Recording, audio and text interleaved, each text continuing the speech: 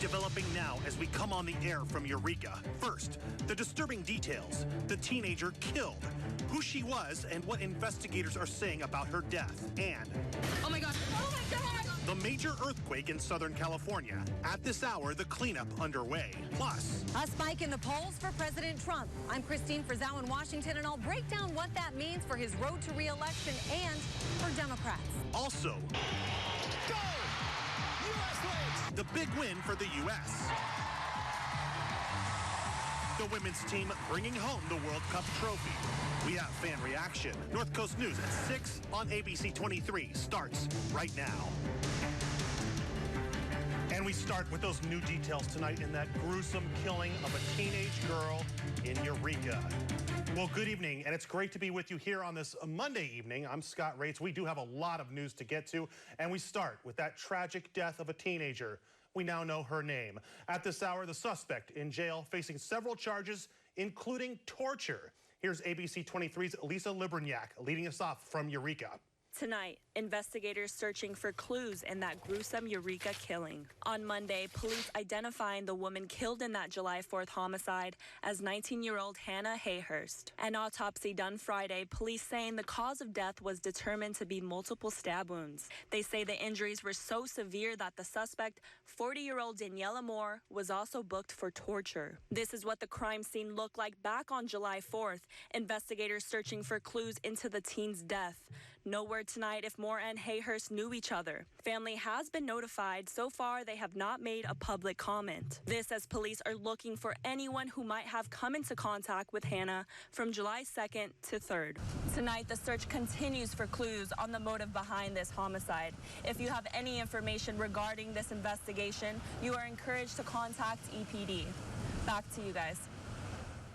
Thank you, Lisa. Such a sad story there. Turning now to some scary moments for a Eureka man after police say he was attacked with a wrench. Here's what we know at this hour. Eureka police say it happened yesterday around 1 o'clock in the afternoon on Myrtle Avenue. That's where investigators say a 22-year-old man told them that he was just waiting for a friend when a man hit him in the head with said wrench. Police busting this guy right here, 23-year-old David McKenzie Jr., after they say he took off trying to hide in some nearby shrubbery. McKenzie was arrested and booked into jail. No word on a motive there. The victim is expected to be okay. New tonight at 6, the California Highway Patrol releasing new numbers from the 4th of July holiday weekend. We're talking about the CHP's maximum enforcement period, and it lasted from Wednesday, July 3rd until 6 o'clock in the evening yesterday at midnight. Here are the stats. Okay, the CHP says that deadly crashes statewide were up this year at 20 compared to 11 in 2018. 21 people dying in those crashes this year compared to 11 killed in 2018. Statewide, the CHP arrested just over 1,200 people for DUI. Compare that to 389 in 2018. Locally, Humboldt CHP says that they made 5 DUI arrests during the holiday weekend and investigated 8 crashes. Well, just after 2 enormous earthquakes hit Ridgecrest in Southern California, constant aftershocks and the fear of another large quake keeping people on edge. This as they try to assess the damage and focus on rebuilding the community. Our KMPH sister station's Marie Ettinger is in Ridgecrest tonight. And we have lots of little earthquakes here. But this one was a disaster. People in Ridgecrest are trying to recover from the earthquakes, but it's hard to do with aftershocks and damage serving as constant reminders of the horror that hit late last week. It went forever and ever. The second one, it was bigger, but it was short. And now the first one just kept going. For a couple days, Mohammed Chowdhury's convenience store was the only thing open in town, even when it looked like this. Mother of God, there was no fuel, electricity available in Ridgecrest, but I had it here. So I could be able to open them, take care of them. Now, things are a bit better. Stores are opening up, but some people are price gouging. Chowdhury says he will not be doing that. I put myself in a other people's shoe, that if I'm in their position and I have to deal with this, no, I can't do that. Carlos Rivera is helping keep the store in order. He and Chowdhury both chose to stay even as their families evacuated. I'd rather have my family anywhere else other than here. There's no calm yet in Ridgecrest, but people staying here say they hope they're worried about nothing. These aftershocks, you never know when the next one is going to be the one. So every time we have an aftershock, we're sick of it. Fear. Got to be very nerve-wracking for the folks down there. People always talk about the big one here in California, of course, and those two quakes are reminding folks that big one could be around the corner at any moment.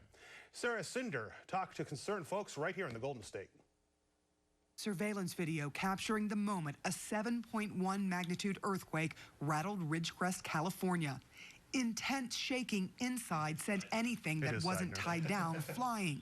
Outside, it tossed around parked cars, sloshed water out of pools, broke apart Highway 178, created a huge crack along the desert floor, and terrified residents wherever they were who thought the worst was over after experiencing a 6.4 quake the day before. Get under the table, get under the table.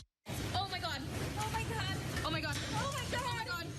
In Trona, California, 25 miles away from Ridgecrest, the Bird family opted to sleep outside in the desert heat instead of under their own roof for a few nights. That's what we did. We thought it was safer that way because they said another one was coming. And if it was worse than that one, you definitely didn't want to be in our house. It shook so bad that I had to escape by the window. So we decided we were going to stay here and spend the night because we were too worried that another one would come and actually damage us. So you got out by the window? What was it like inside? It looked like a tornado just came into our house and just had a party. Now the destructive party is over and cleanup has begun. Everything that was tucked away in cupboards or on shelves ended up on the floor in their home. For most homes near the epicenter of this major earthquake, you can't really tell there's damage until you go inside the homes. But for this particular house, it is very clear on the outside. You see that crack? We're told it goes all the way through the entire home. Back in Ridgecrest, the largest town near the epicenter, it was fires that caused the most visible damage. I looked up and the flames were already shooting out of the windows. Bob Bludek watched as his neighbor's home burned down. He says the difference between the 6.4 and 7.1 quakes was night and day. The second quake made him consider moving after more than 30 years in this town. To be honest with you, I didn't know if we were going to get out or not. What do you mean by you didn't know you were going to get out? I didn't know if we were going to make it. I hope to never go through something like that again. But seismologists say after a major quake like this, residents could feel aftershocks for years to come. And researchers at the USGS predict a 70% chance of a major earthquake hitting the San Francisco Bay Area along the San Andreas Fault before 2030. That's not to mention the other fault line over there, the Hayward Fault, which is also a big concern for Oakland and Berkeley in that area. So a lot to keep our eyes on as far as earthquakes are concerned. Okay, turning from earthquakes now to traffic control. 24-hour traffic control continues on State Route 299 between Helena and Big Bar. That's in Trinity County. And you can see why out there, that massive slide there that they have been dealing with. It does look like a nice day out there if you wanted to go sit on the river for a little while you wait. You can see Caltrans out there working on an emergency project that started today. Drivers should anticipate up to half-hour delays Monday through Friday during daytime hours. Caltrans says that there will be minimal delays overnight and on weekends as well. Moving now to illegal marijuana grows. An illegal marijuana grow allegedly tended by trespassers on tribal land has been destroyed in Willits down in Mendocino County. This according to the sheriff's office there, who got a complaint about the grows from the Sherwood Valley Band of Pomo Indians, who reported that there were 2 trespass grows on their tribal land. Detectives finding the grows on the East Side Road, including 4 plastic greenhouses and 2 outdoor marijuana gardens. Almost 1,000 pounds of pot plants were destroyed, but deputies say no one was arrested, no suspects found there. Moving to Del Norte now, where people are taking a bite out of blight in their 45th community cleanup. Good stuff here. Volunteers cleaned a human-created blight on the county parcel next to the Walmart off Washington Boulevard in Crescent City. Supervisor Roger Gitlin tells us that more than 3,700 pounds of trash was cleaned up, including clothing, blankets, alcohol bottles, needles, and all kinds of other garbage. On top of that, county maintenance cut back trees and brush to be wood chipped and released into the soil, making Del Norte County a bit more beautiful, if that's possible.